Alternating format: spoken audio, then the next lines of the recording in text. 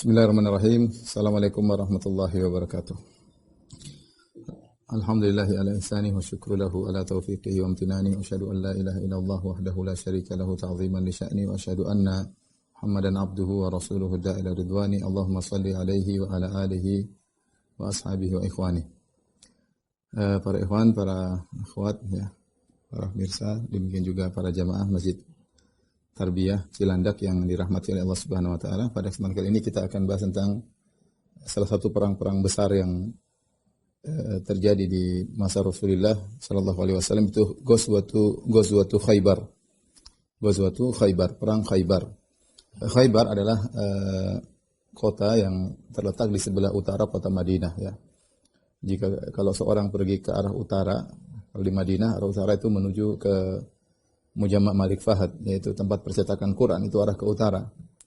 Kebalikan dari arah kiblat, ya. Kalau kita pergi ke arah tempat percetakan Quran, kita terus ke sana, lama-lama akan sampai ke Khaybar.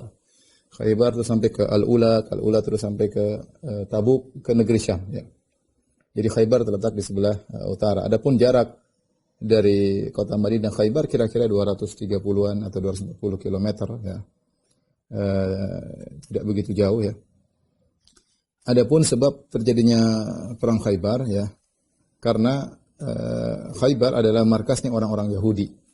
Orang-orang Yahudi yang diusir dari kota Madinah oleh Nabi sallallahu alaihi wasallam, baik apakah Bani Qainuqa yang diusir dari kota Madinah karena berkhianat. Ketika mereka diusir, mereka pergi ke Khaybar. Demikian juga Bani Nadir, ya, Bani Nadir berikutnya ketika diusir mereka juga lari ke Khaybar. Adapun Bani Quraidah maka diperangi oleh Nabi sallallahu alaihi wasallam, ya. Dan mereka berkumpul di situ dan mereka melakukan makar dari kota Khaybar. Oleh karenanya ketika Huyai bin Akhtab, ayahnya Sofia radhiyallahu ta'ala anhumul mu'minin, dia dari Bani Nadir, ketika diusir dari kota Madinah maka dia berangkat menuju ke Khaybar dan dia tinggal di sana, kemudian dia mengatur makar dari sana. Dialah orang-orang Yahudi di Khaybar yang datang ke kota Mekah, kemudian memprovokasi orang-orang Quraisy dan memprovokasi juga kabilah-kabilah Arab yang berada di timur kota Madinah, kabilah Ghatafan dan yang lainnya, untuk menyerang kota Madinah, sehingga terjadilah perang Ahzab. Sehingga terjadilah Ghazwatul Ahzab yang datang sekitar 10.000 pasukan kaum musyrikin untuk menghancurkan kota Madinah. Siapa kepala perencanaan semuanya adalah orang-orang Yahudi di Khaybar, orang-orang Yahudi di Khaybar. Oleh karenanya markas mereka ini harus diselesaikan, harus dihentikan. Nah, karena kalau tidak dihentikan mereka akan terus melakukan rencana-rencana buruk, dan mereka orang Yahudi orang yang licik. Ya, adalah mereka orang yang licik dan mereka tidak mengenal halal haram kalau antara mereka dengan selain mereka. Oleh karenanya ketika terjadi perjanjian Hudaybiyah, kesempatan orang-orang Quraisy lagi melakukan perjanjian damai dengan kaum muslimin, sehingga di antara manfaat dari perjanjian Hudaybiyah, maka kaum muslimin istirahat dari musuh besar mereka orang-orang Quraisy, sehingga kaum muslimin bisa fokus untuk menyerang musuh mereka berikutnya, yaitu orang-orang Yahudi Khaybar. Karena kalau Nabi berperang dengan Khaybar, orang Quraisy tidak akan membantu karena mereka ada perjanjian damai dengan kaum muslimin. Dan mereka akan meninggalkan orang-orang Yahudi sendirian dalam berperang melawan kaum muslimin. Maka kesempatan besar bagi Nabi sallallahu alaihi wasallam untuk segera berangkat menuju Khaybar dengan pasukan para sahabat untuk menyerang kota Khaybar, ya. Disebutkan bahwasanya peristiwa perang Khaybar terjadi setelah Rasulullah SAW pulang dari Ghazwah Dziqarat, sebagaimana kita jelaskan pada pertemuan lalu. Ketika jagoannya adalah Salamah bin Al-Aqwa, ya. Ketika pulang dari sana setelah 3 hari, ya, Rasulullah SAW berangkat lagi, ya. Kalau kita lihat sejarah Nabi SAW itu tidak berhenti. Rasulullah SAW dari satu perang menuju perang berikutnya, di kegiatan satu kegiatan berikutnya, baru pulang 3 hari berangkat lagi menuju Khaybar, yaitu di bulan Muharram tahun ke-7 Hijriyah, bulan Muharram tahun ke-7 Hijriyah, ya. Maka Rasulullah SAW menyiapkan pasukan, ya. Dan Allah telah menjanjikan bahwasanya Rasulullah SAW akan menaklukkan Khaybar, sebagaimana pendapat para ulama ketika Allah menurunkan surat Al-Fatah ya, kemudian Allah mengatakan wa'adakumullahu maghanima katsiratan ta'khudunaha. Allah menjanjikan bagi kalian ghanimah yang banyak yang kalian akan mengambilnya, yaitu di Khaybar. Jadi Allah sudah menjanjikan kaum muslimin akan mengalahkan Yahudi di Khaybar. Maka Rasulullah menyuruh para sahabat untuk bersiap-siap pergi menuju Khaybar, dan kali ini Rasulullah SAW tidak melakukan tauriyah. Dua perang yang Rasulullah SAW tidak melakukan tauriyah, yaitu Rasulullah SAW terang-terangan, yaitu perang Khaybar dengan perang Tabuk. Ya. Perang Khaybar dengan perang Tabuk. Ya. Adapun perang Khaybar karena Allah telah menjanjikan bahwasanya kaum muslimin akan menaklukkan kota Khaybar. Jadi Rasulullah SAW tidak perlu sembunyi-sembunyi, terang-terangan kita akan pergi perang melawan Yahudi di Khaybar.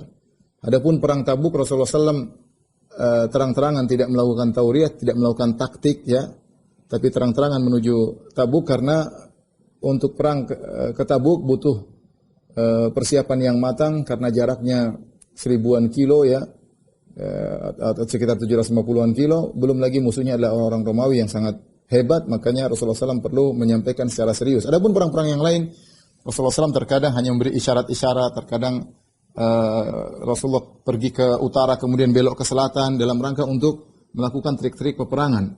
Untuk perang Khaybar dan perang Tabuk maka Rasulullah SAW terang-terangan bahwasanya mereka kaum muslimin akan berperang melawan Yahudi di Khaybar ya, dan juga kaum Romawi di Tabuk nanti ya. Ketika Rasulullah SAW bersiap dengan para sahabat ya, maka datanglah sebagian orang-orang yang tidak ikut serta dalam perjanjian Hudaybiyah, dan mereka ingin ikut serta bersama Nabi SAW pergi ke Khaybar karena mereka tahu kaum muslimin akan menang sebagaimana janji Allah Subhanahu wa taala. Namun Rasulullah SAW menolak keberangkatan mereka bersama Nabi SAW. Kata Allah, "Sayaqulul mukhallafuna idza talaqtum ila maghanim lita'khudhuha dharuna natabi'kum." Maka berkatalah orang-orang yang tidak ikut perang, tidak ikut berangkat dalam perjanjian Hudaybiyah, ketika kalian akan pergi menuju ghanimah yang akan kalian ambil itu ke Khaybar, mereka berkata, "Dharuna natabi'kum." Ya Rasulullah, biarkan kami mengikuti kalian. Ya. Yuriduna ayubaddilu kalam Allah, qul lan tattabi'una. Katakanlah wahai Muhammad, kalian tidak akan ikut kami, tidak perlu ya. Tidak perlu. Maka Rasulullah SAW tolak mereka sehingga Rasulullah SAW berangkat dengan para sahabat yang pergi di perjanjian Hudaybiyah sekitar 1.500 sahabat saja untuk berangkat menuju melawan Yahudi Khaybar. Ketika Rasulullah SAW hendak berangkat, maka Rasulullah SAW meminta Abu Talha Al-Ansari untuk mencarikan pemuda atau anak remaja untuk menjadi pembantu Nabi SAW selama keberangkatan di Khaybar. Ya, Rasulullah perlukan ada pembantunya, mungkin mengambil apa, mengambil anu, maka Abu Talha Al-Ansari akhirnya menjadikan Anas radhiyallahu anhu untuk membantu Rasulullah SAW dalam perangnya selama perang ke Khaybar. Kata Anas bin Malik radhiyallahu anhu, "Ana Nabi sallallahu alaihi wasallam qala li Abi Talha." Nabi sallallahu alaihi wasallam berkata kepada Abu Talha, "Iltamis li gulaman min ghilmanikum yakhdimuni hatta akhruja ila Khaybar." Carikanlah bagiku yaitu anak remaja dari anak-anak yang ada pada kalian untuk membantuku sampai aku pergi ke Khaybar. Maka Abu Talha pun datang, kemudian menggoncengku di belakang. Ketika itu, ana gulamun rohaktul hulum, dan aku adalah seorang remaja yang hampir dewasa, tapi belum dewasa. Fakuntu akhdumu Rasulullah SAW idha nazala, maka aku membantu Nabi SAW kalau Rasulullah SAW mampir suatu tempat, maka semua keperluan Nabi dibantu oleh Anas bin Malik radhiyallahu anhu.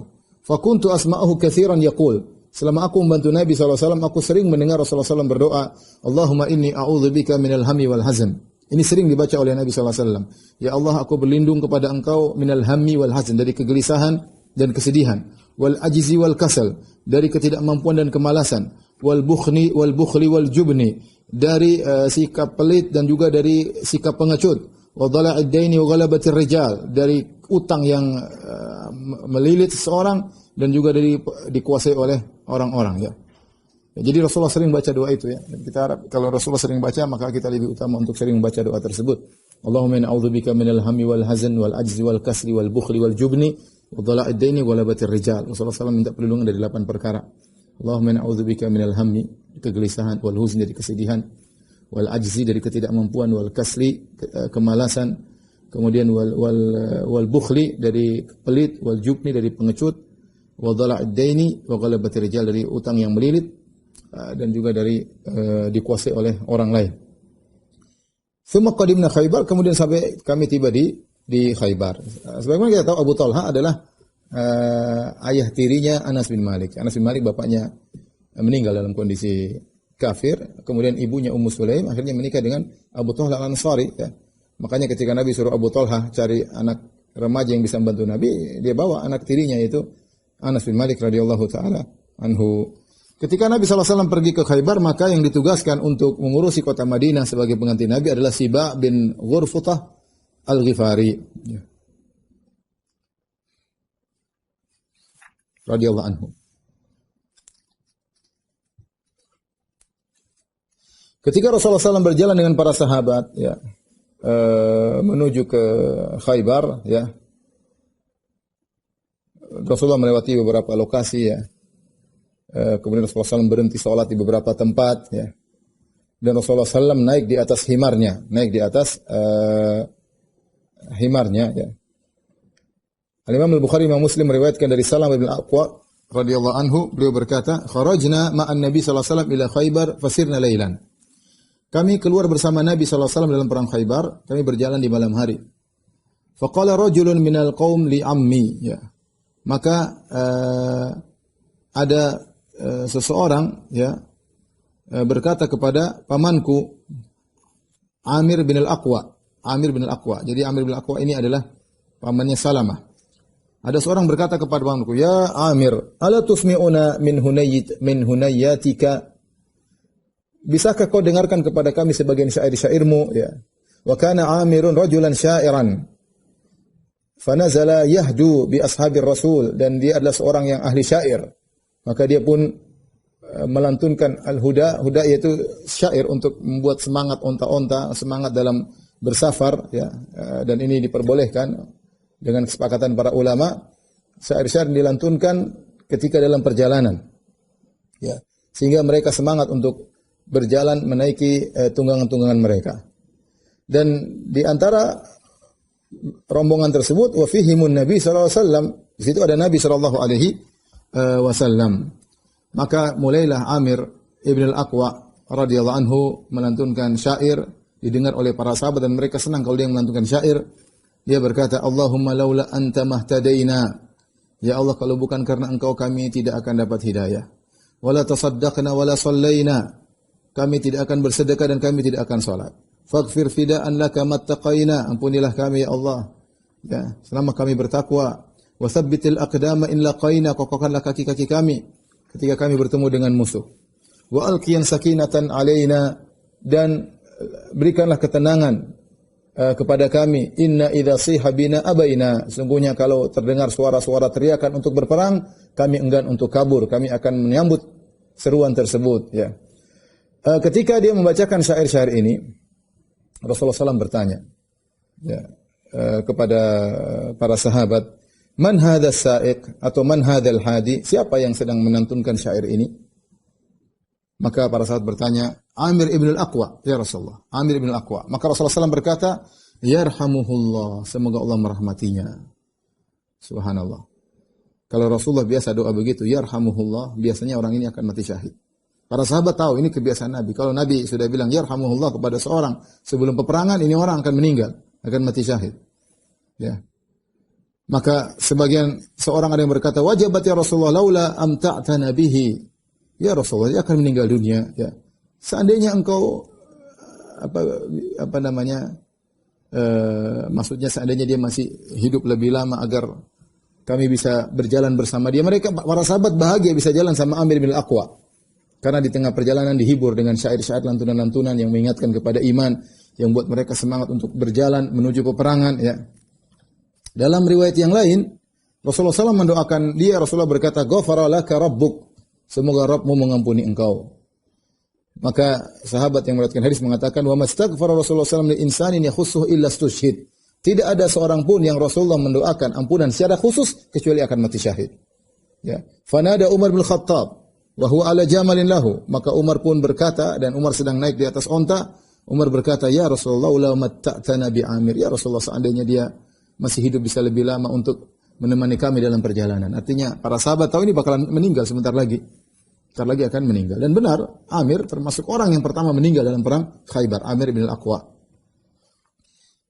Setelah berjalan menempuh sekitar 240 km, ya, akhirnya para sahabat sudah mendekat di kota Khaybar. Dan mereka tiba di Khaybar di malam hari. Mereka belum masuk kota Khaybar, masih sudah mendekat. Dan mereka akhirnya bermalam. Dan Rasulullah SAW disebutkan kalau tiba di malam hari, Rasulullah SAW tidak akan menyerang tiba-tiba di malam hari. Sampai pagi hari. Kalau pagi hari baru Rasulullah SAW kemudian menyerang dengan tiba-tiba. Orang-orang Yahudi Khaybar tidak tahu, ya. Karena prosesnya cepat. Rasulullah SAW sudah pulang dari perang Ziqarat, kemudian pulang 3 hari langsung berangkat ke Khaybar. Kalaupun ada mata-mata tidak sempat menduga Rasulullah SAW begitu cepat gerakannya, berpindah dari satu kota ke kota yang lain, dari Ziqarat kemudian pindah ke Madinah, kemudian 3 hari sudah berangkat ke Khaybar. Jadi orang-orang Yahudi Khaybar tidak tahu mereka sedang didatangi oleh kaum muslimin. Di pagi hari Rasulullah SAW salat al-fajr bi ghalas. Rasulullah SAW salat subuh ghalas. Ghalas itu remang-remang, ya. Itu Rasulullah SAW agak mengakhirkan salatnya di waktu remang-remang. Kemudian Rasulullah SAW naik tunggangannya bersama para sahabat. Kemudian Rasulullah SAW pun mendatangi Khaybar. Ketika para sahabat akan masuk di Khaybar, kota Khaybar, maka Rasulullah SAW berkata kepada para sahabat, "Kifu, berhenti dulu. Berhenti dulu." Untuk apa? Untuk berdoa. Ini penting ya ikhwan, ya.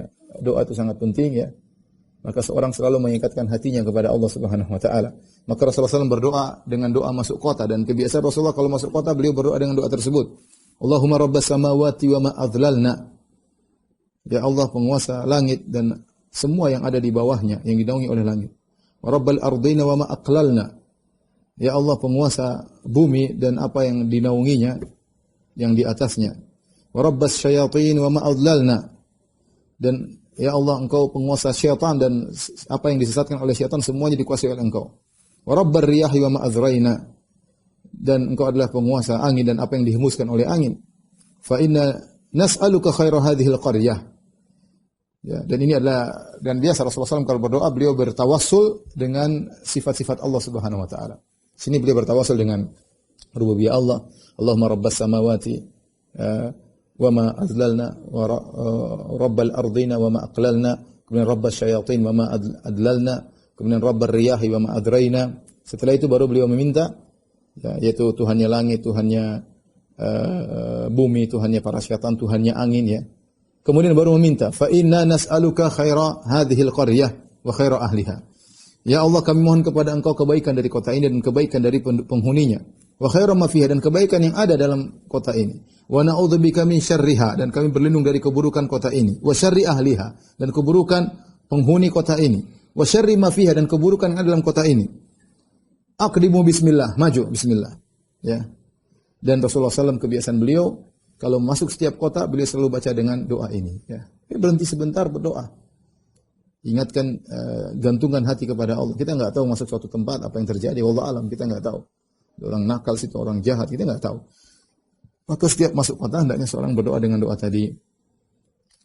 Maka kata Anas, fa'atainahum hina bazagati syams. Ya. Maka kami pun mendatangi mereka ketika matahari terbit. Waqad kharaja yahudu Khaybar ila zura'ihim bimasahihim wa makatilihim, dan mereka sedang baru keluar dari rumah-rumah mereka membawa alat-alat pacul, alat-alat kebun, ya. Alat-alat untuk ngambil korma, ya, alat-alat kebun. Kemudian sebagian mereka mengeluarkan hewan-hewan ternak mereka. Mereka tidak sadar, ya, bahwasanya kaum muslimin sudah dekat dengan mereka. Tatkala mereka keluar, mereka lihat kaum muslimin, mereka pun kaget. Orang Yahudi kaget. Kemudian mereka berteriak, Muhammadun wallah, Muhammadun wal khamis. Muhammad, demi Allah Muhammad telah datang.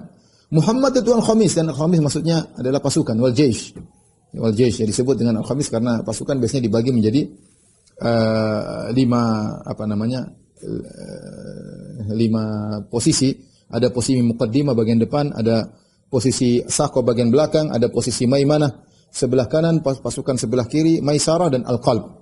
Jadi orang-orang Yahudi menyebut pasukan atau dengan al-khamis. Al-khamis maksudnya 5 karena pasukan itu dibagi menjadi 5 posisi. Pasukan bagian depan, pasukan bagian belakang, pasukan bagian kanan, pasukan bagian kiri, maisarah dan al-qalb, bagian tengah. Maka mereka pun kabur, masuk ke benteng-benteng mereka. Ketika Rasulullah SAW melihat mereka kabur, Rasulullah SAW berkata, Allahu Akbar, kharibat Khaybar. Allahu Akbar, Khaybar akan kalah. Inna idza nazalna bi sahati qaumin fasa'a sabahul mundzirin. Sesungguhnya kami kalau sudah singgah di pelataran suatu kaum, maka akan buruk pagi orang-orang yang telah diperingatkan. Pagi ini mereka akan menimpa keburukan. Ikhwan dan akhwat yang dirahmati Allah Subhanahu wa taala, para jamaah Masjid Tarbiyah yang dirahmati Allah Subhanahu wa taala, Khaybar secara geografis terbagi menjadi dua lokasi ya. Setengah lokasi, separohnya terdiri atas dua wilayah namanya Natat dan Syik. Natat dan Syik ini satu wilayah setengah dari Khaybar. Khaybar yang kedua, setengah yang lainnya disebut dengan Al-Qutaibah. Al-Qutaibah. Di posisi yang pertama, daerah Natat dan Syik, ini ada sekitar 5 benteng besar. 5 benteng besar. Kemudian di daerah Al-Qutaibah ada 3 benteng besar. Jadi ada 8 benteng yang harus ditaklukkan oleh Nabi SAW dalam perang Khaybar. Ya. Tetapi Rasulullah SAW mulai dari daerah Natat, kemudian Syik, baru kemudian ke arah Al-Qutaibah. Begitu metode peperangan Nabi SAW dari satu benteng ke benteng berikutnya. Jadi Yahudi punya 8 benteng dan menunjukkan memang Khaybar adalah markas mereka. Saya qadarullah waktu ke Khaybar juga sempat lewat benteng Yahudi ya. Cuma masih ada bentengnya, kemudian saya mau masuk dengan seorang kawan. Rupanya dilarang, kita nggak tahu karena kemudian kita lewat pengen masuk aja, ternyata dilarang. Akhirnya kita pergi ya, sebelum datang polisi menegur.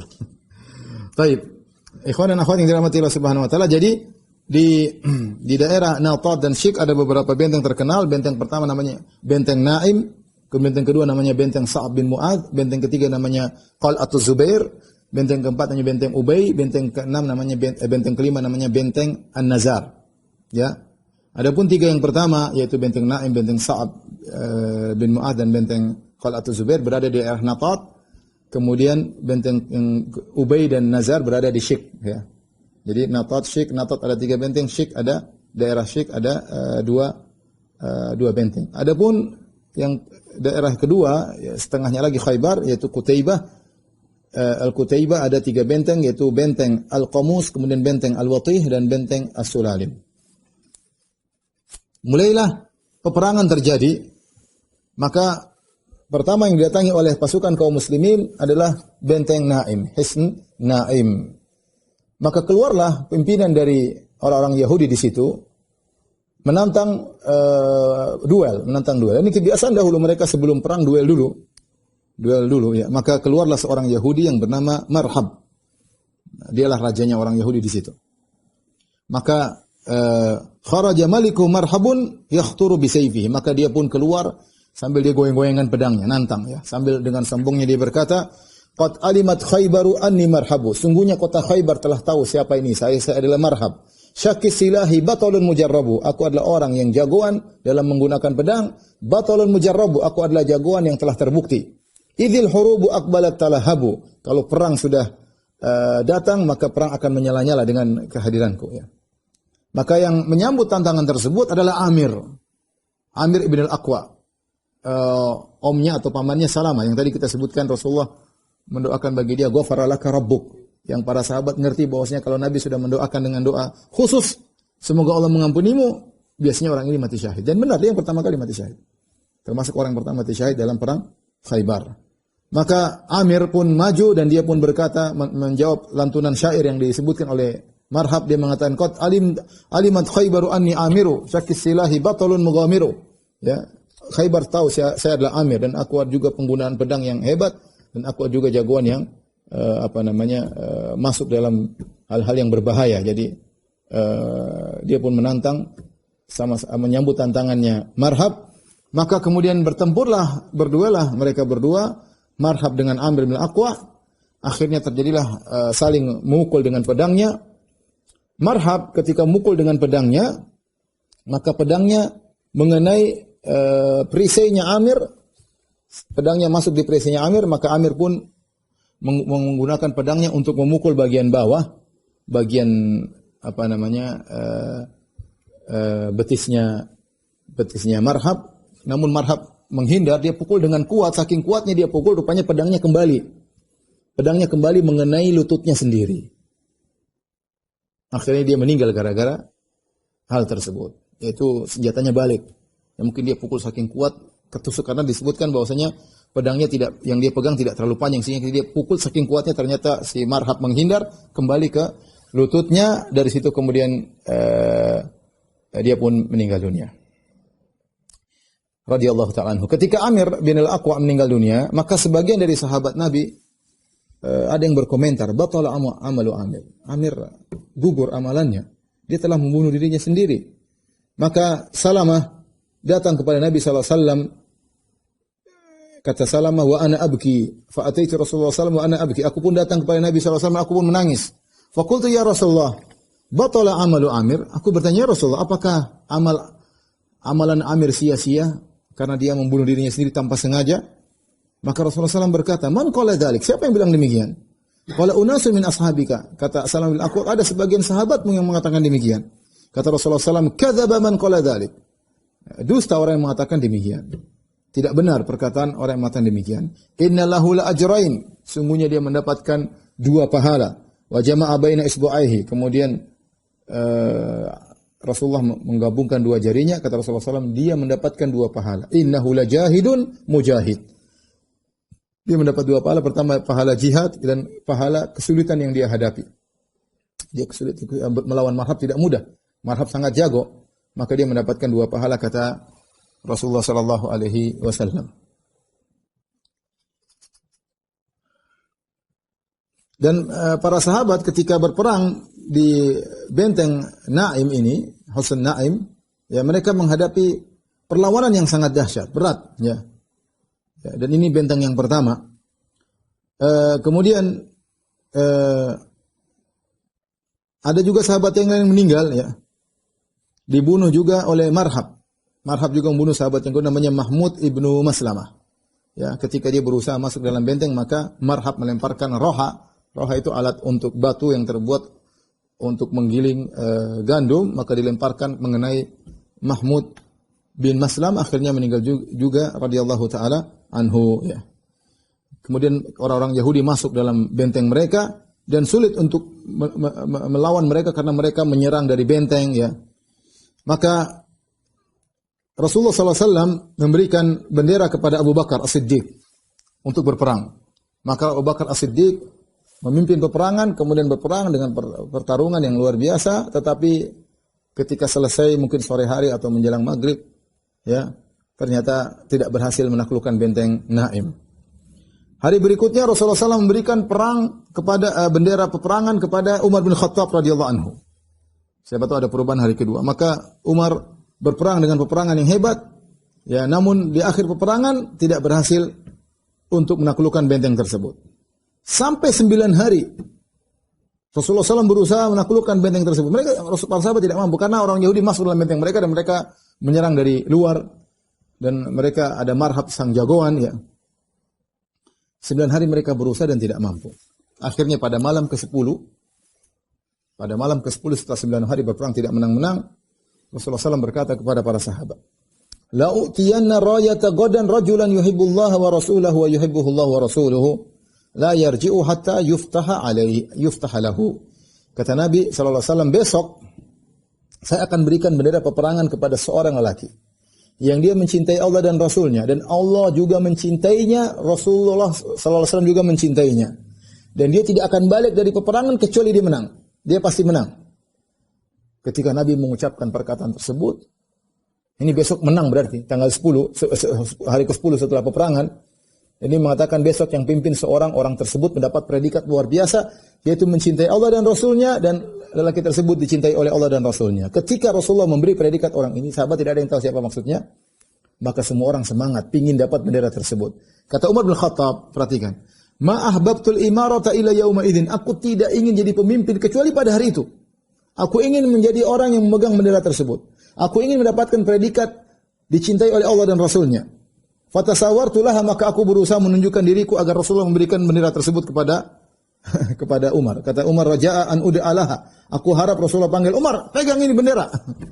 Ternyata tidak. Buraidah bin Husayb radhiyallahu juga berkata, wa ana fi man tatawala laha, dan aku juga termasuk sahabat yang pingin dapat bendera, menampakkan wajah di hadapan Nabi supaya Nabi kasih bendera peperangan tersebut. Malam itu, fabatan nasu yadukuna lailatum ayyuhum yu'taha. Jadi buah bibir di kalangan para sahabat. Siapa sih besok yang dapat bendera tersebut? Falamma asbahan nas ghadaw ala Rasulillah. Ketika tiba pagi hari, semua sahabat datang cepat-cepat kepada Nabi. Kulluhum yarju an yu'taha. Semua orang ingin dapat bendera tersebut. Ingat ya, mereka bukan ingin tampil jadi pemimpin, bukan. Tetapi karena ada janji Nabi, orang ini dicintai oleh Allah Rasulnya yang pertama. Kemudian menang kemenangan melalui tangannya.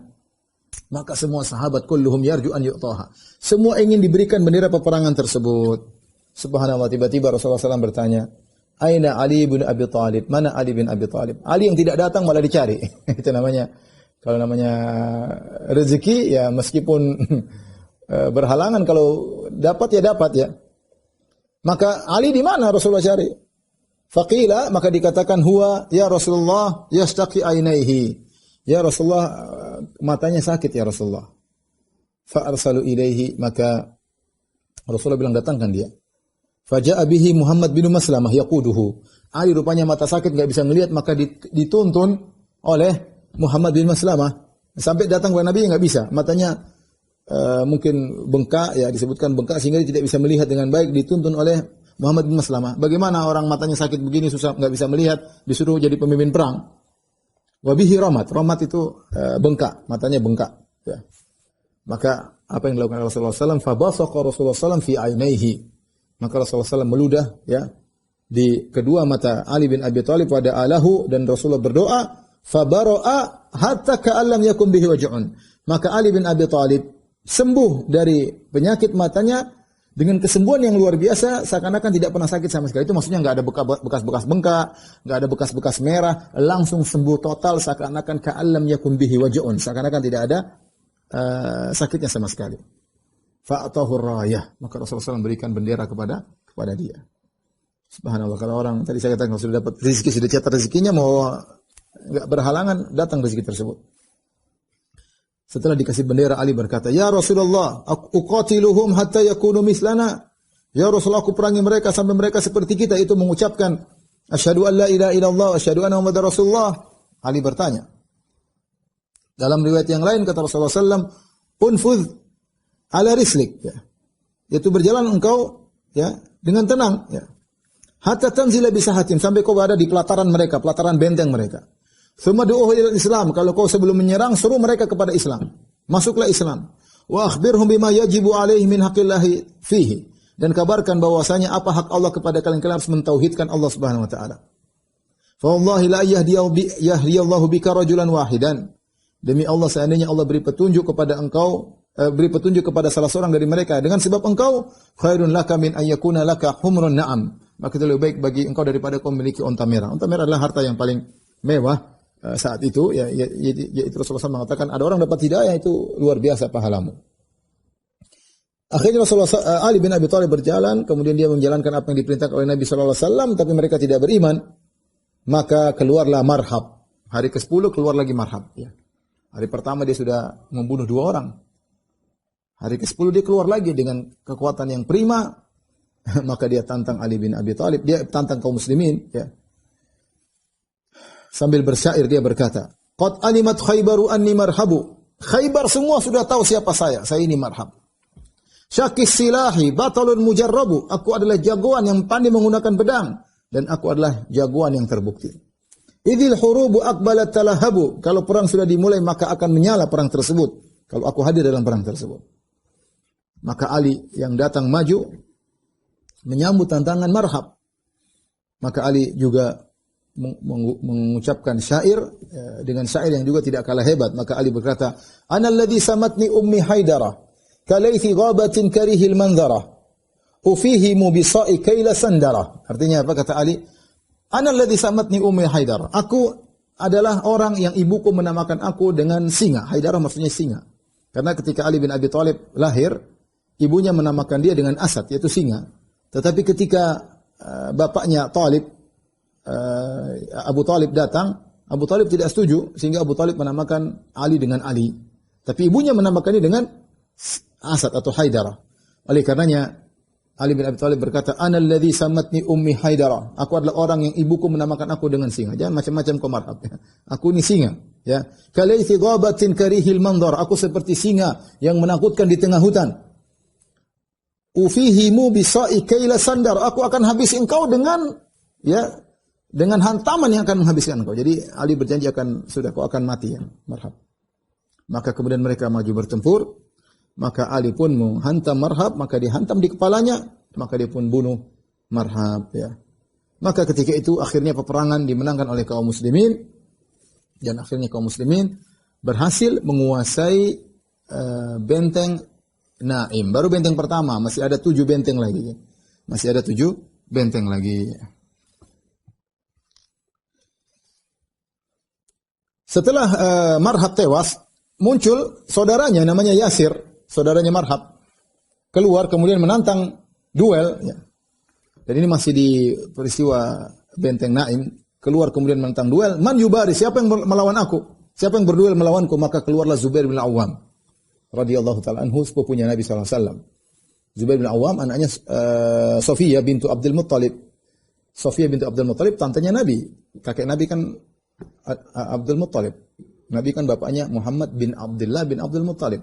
Zubair bin Awam, ibunya Sofiyah bintu Abdul Muttalib. Jadi Zubair adalah sepupunya Nabi sallallahu alaihi wasallam. Ketika itu, ibunya Sofiyah hadir dalam peperangan tersebut. Melihat anaknya maju perang, dia khawatir juga. Zubair maju, ini sepupu Nabi sallallahu alaihi wasallam. Maka Sofiyah bintu Abdul Muttalib, bibi Nabi sallallahu alaihi wasallam, tante Nabi sallallahu alaihi wasallam berkata kepada Nabi, "Yuqtalu ibni ya Rasulullah." Wahai Rasulullah, anakku akan terbunuh. Ini orang jago, ya, saudaranya Marhab. Kata Rasulullah SAW, bal ibnuki yaqtuluhu insyaallah. Insyaallah anakmu Zubair akan membunuh orang tersebut. Maka duel akhirnya Zubair bin Awam pun membunuh Yasir, saudaranya Marhab. Ya. Subhanallah, di antara pasukan kaum muslimin ada seorang laki yang ikut dan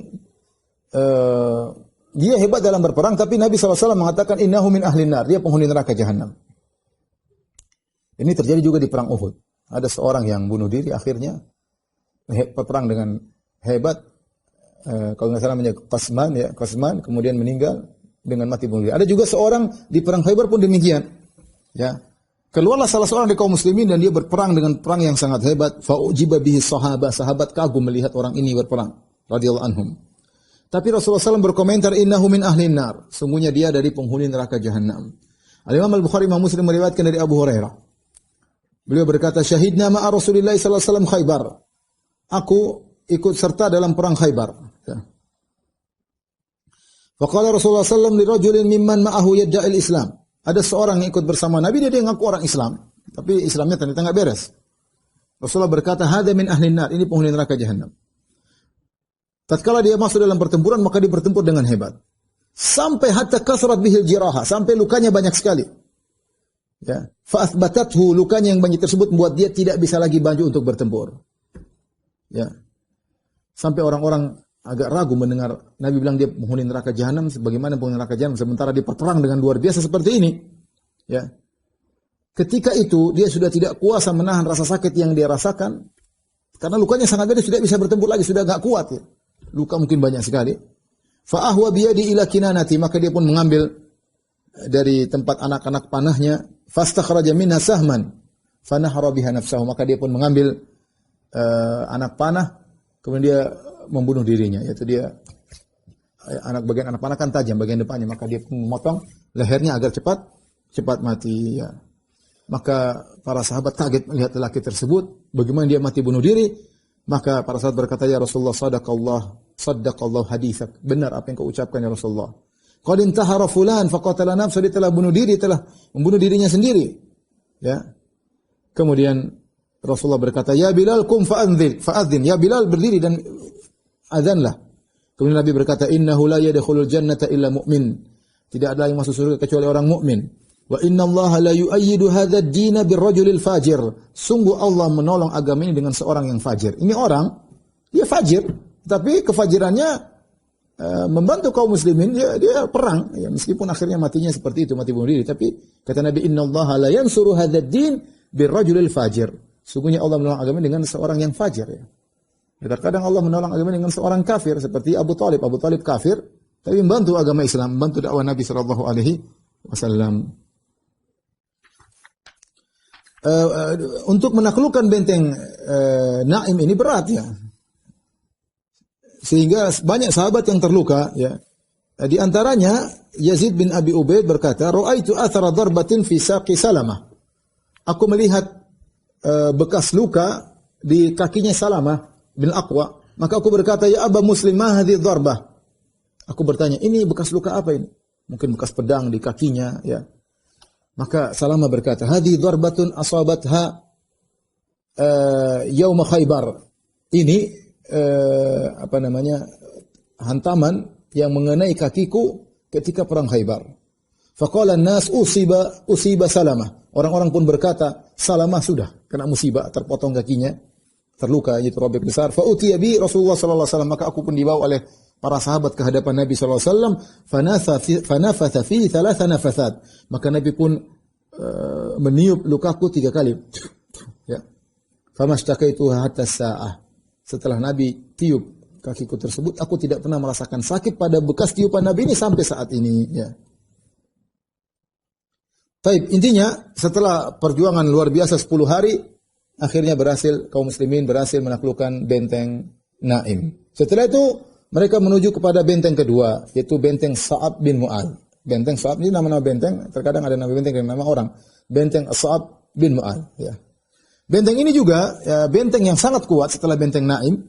Orang Yahudi yang tahu mereka akan kalah dari ketika benteng Naim mulai kelihatan akan kalah, mereka kabur. Mereka kabur keluar dari benteng, kemudian mereka kabur ke benteng berikutnya. Itu benteng Sa'ab bin Mu'adz.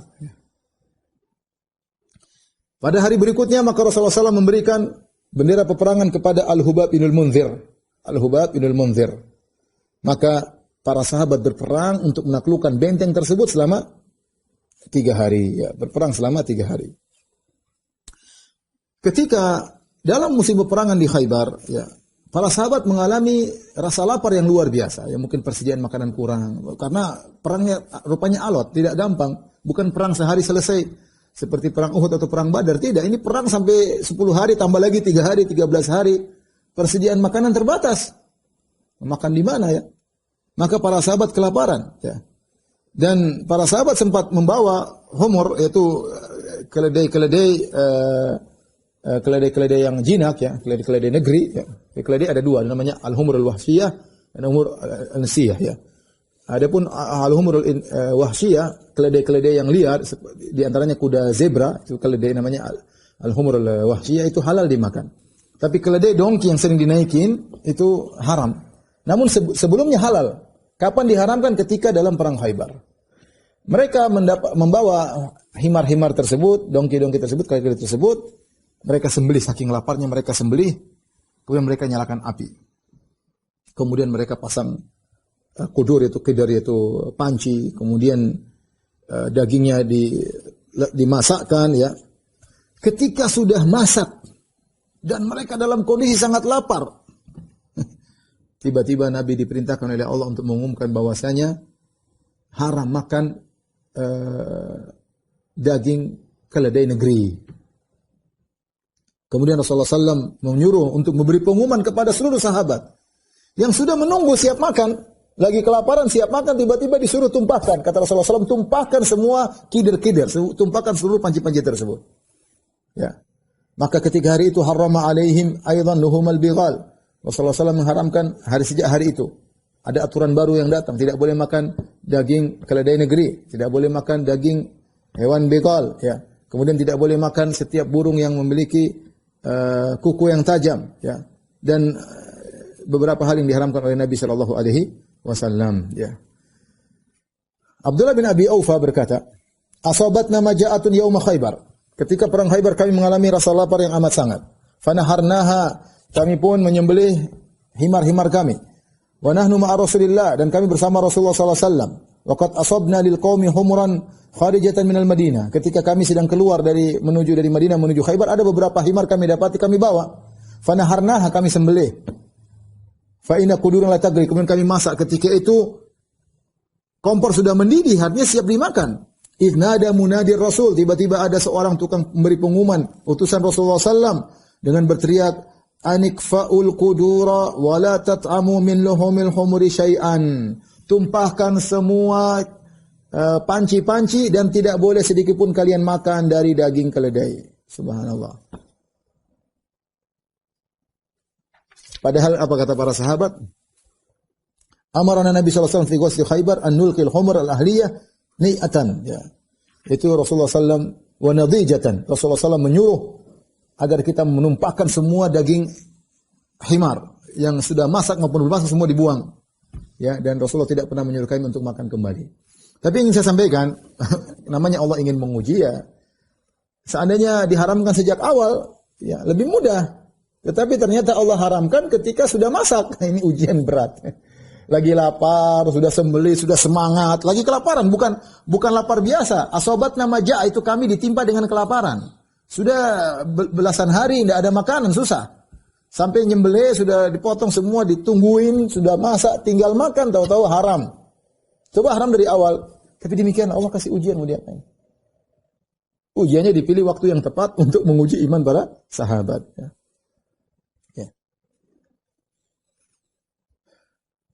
Akhirnya dibuanglah semua daging-daging himar tersebut. Ya.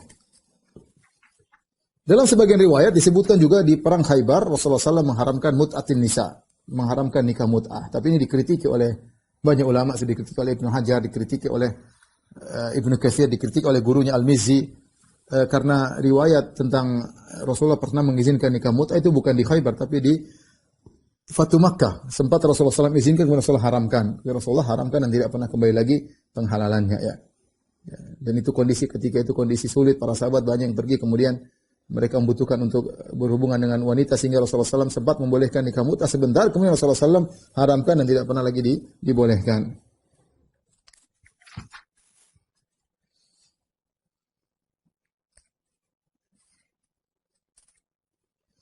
Baik, di antara hal yang menunjukkan mereka kelaparan, apa yang diceritakan Abdullah bin Mughaffal Al-Muzani, ya. Kata Abdullah bin Mughaffal Al-Muzani, "Kunna muhasirin qasra Khaybar." Kami bersama Nabi sedang mengepung satu benteng di Khaybar. Farama insanun bi jirabin fihi syaham. Tiba-tiba ada seorang melemparkan satu kantong isinya daging atau makanan. Lempar ke semua kelaparan. Fanazautu li akhudha, maka aku pun loncat ingin ambil. Faltafattu fa idzan Nabi sallallahu alaihi wasallam, tiba-tiba di situ ada Nabi sallallahu alaihi wasallam, ternyata dia lempar buat Nabi sallallahu alaihi wasallam. Fastahyaitu minhu, aku malu. Saking laparnya aku mau ambil duluan. Tahu-tahu orang itu lempar buat Nabi sallallahu alaihi wasallam. Fa idza Rasulullah sallallahu alaihi wasallam mubtasiman, Rasulullah SAW tertawa melihatku, ya. Kemudian Rasulullah SAW berdoa, Allahumma innaka qad arafta halahum. Rasulullah berdoa, ya Allah, sungguhnya kau tahu bagaimana kondisi para sahabatku. Wa an laysat bihim quwwah, mereka tidak punya kekuatan, kelaparan, bagaimana mau perang kelaparan. Wa an laysa biyadi syai'un u'tihim iya, dan aku tidak miliki apa-apa ya Allah untuk aku berikan kepada mereka. Fafta 'alaihim a'dhama husuniha anhum ghina'an wa aktsaraha ta'aman wa wadakan. Kemudian Nabi SAW berkata, ya Allah, menangkanlah mereka agar mereka menguasai benteng yang ada di situ, benteng yang paling kaya, yang paling banyak persediaan makanannya. Yang paling banyak makannya, paling banyak dagingnya. Maka akhirnya para sahabat setelah 3 hari berhasil menaklukkan benteng Sa'ab bin Mu'adz. Dan benteng tersebutlah benteng yang paling banyak persediaan makanannya. Rupanya ada hikmahnya, Allah menjadikan mereka lapar, sudah masak disuruh buang. Ternyata setelah itu mereka dapat kenikmatan luar biasa, mendapatkan benteng yang makanannya paling banyak. Dan sebagaimana perkataan Ibnu Qayyim rahimahullah ta'ala, namanya makanan itu enak kalau seorang lapar. Kalau nggak lapar, udah kenyang, makanan selezat apapun rasanya nggak enak ya. Namanya minum itu sangat lezat kalau orang kehausan, kalau nggak haus minum nggak lezat. Ya. Namanya tidur itu enak kalau benar-benar letih. Justru disitulah kenikmatan tidur. Kalau orang tidak letih, tidur kurang enak. Makanya Allah alam mereka diuji oleh Allah dengan kelaparan yang luar biasa ya. Sampai sebagian mereka datang kepada Nabi SAW mengeluh tentang apa yang mereka rasakan, sampai Rasulullah SAW berdoa. Rasulullah juga mengatakan, innallaha sayatikum birizqin huwa ahallu min dha wa atyabu min dha. Sungguhnya Allah akan mendatangkan kalian rezeki yang lebih baik daripada ini. Dan ternyata benar, setelah itu mereka menaklukkan benteng As-Sa'ab ibn Mu'adz ya. Setelah orang Yahudi dikalahkan di benteng Sa'ad bin Mu'adz, mereka kabur ke benteng berikutnya. Benteng ketiga yaitu Qal'atu Zubair. Qal'atu Zubair, dan ini benteng yang sangat kokoh, letaknya di puncak sebuah bukit atau sebuah gunung, ya. Maka kaum muslimin pun mengepung benteng tersebut selama 3 hari. Namun mereka tetap bertahan kuat, ya. Kemudian ternyata ada seorang dari Yahudi, lelaki, dia datang, namanya Ghazzal, ya. Dia berkata, "Ya Abul Qasim." Dia datang kepada Nabi, dia berkata, "Ya Abul Qasim." Abul Qasim maksudnya Rasulullah SAW. Rasulullah SAW kunyahnya Abul Qasim. "Ya Abul Qasim, tu'amminuni ala an adullaka ala ma tastarihu min ahli Natat wa takhruju ila ahli Syiq." Wahai Abul Qasim, kau percaya kepadaku, aku akan tunjukkan kepada engkau suatu trik yang membuat kau akan selesai dari ahlu Natat. Natat saya katakan tadi, Natat ada 3 benteng tadi, ya. Hisn Naim sudah Rasulullah kalahkan. Kemudian Sa'ad bin Mu'adz juga sudah dikalahkan. Ini benteng ketiga di kota di bagian Natat, yaitu Qal'at Zubair. Setelah itu baru pergi ke ahli Syiq. Ahli Syiq tadi ada 2 benteng yang lain. Maka Yahudi berkata, "Ya Abul Qasim, maukah aku tunjukkan kau sesuatu sehingga kau sudah selesai? Yang daerah Natat kau sudah selesai, tinggal kau pergi ke Syiq." Maka Rasulullah SAW mengamankan orang ini. Ya, orang ini jangan diganggu, diamankan dirinya, hartanya dijaga. Maka orang ini berkata, Yahudi, ya, dia berkhianat dari Yahudi untuk membela Rasulullah SAW. Kemudian dia berkata, "Ya Abul Qasim, wahai Muhammad, seandainya kau betah sini sebulan untuk mengepung mereka, mereka tidak peduli. Mereka tidak peduli. Mereka akan kuat terus. Kenapa? Karena mereka punya sumber air di bawah. Ada sumber air yang benteng tersebut nyambung ke suatu sumber air. Jadi mereka kalau kehabisan mereka tinggal ambil sehingga mereka ada sumber air minum terus. Mereka keluar malam hari, kalian sedang tidur, mereka keluar ngambil air dibawa ke benteng. Ada maksudnya lubang atau apa yang nyambung ke sumber air, ya. Caranya supaya mereka bisa kalah, kau tutup itu sumber air. Ya, tutup sumber air. Akhirnya Rasulullah SAW menyuruh untuk memutuskan saluran yang menyambung antara mereka dengan benteng mereka dengan sumber air tersebut, ya. Tatkala mereka tahu mereka sudah tidak punya sumber air lagi, akhirnya mereka keluar dari benteng tersebut dan kemudian mereka berperang dengan peperangan nekat orang Yahudi dan akhirnya mereka pun kalah dan Rasulullah akhirnya menguasai benteng tersebut, ya. Baik, kita selesai dari Natat. Insyaallah kita lanjutkan lagi, ya. Masih ada baru 3 benteng, masih ada 5 benteng. Insyaallah kita lanjutkan dalam kajian berikutnya. Insyaallah dalam perang Khaybar belum selesai. Sampai di sini saja apa yang bisa disampaikan. Kurang lebihnya saya mohon maaf. Wabillahi taufiq wal hidayah. Assalamualaikum warahmatullahi wabarakatuh.